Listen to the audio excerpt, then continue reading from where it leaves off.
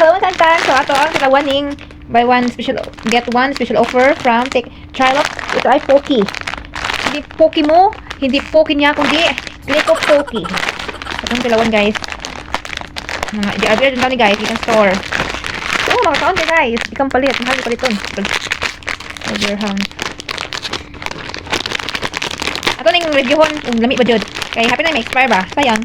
Oh, tiyaw, tag 35 dirhams ang isa. I-convert og Philippines mga ano ni. Kasi mga 450. 450 pesos. Ako ana, mo ra ni. Aw kan. So mo ni sud guys. First time ko kita ni ba? Ako ito iya ning gondola pero karon ko kita si sud nga ni ding sud. So, kasi gusto nga ni kunin ang pohon. Comment down below, char. One siya sud, pili sud ani 2 3 4 5 6 7 8 9. Po ka buok. So, garlic dirhams, very po tag ano di po di ay tag 3 siminta. So, mahal oy convert kasi sa 15 ang 15 point kapin man ang ano rating sa Philippine money no.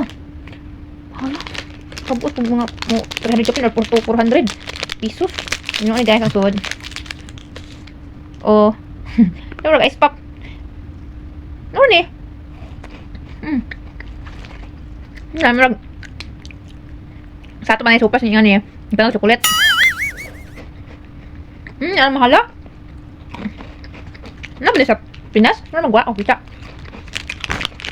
Made in Japan din guys.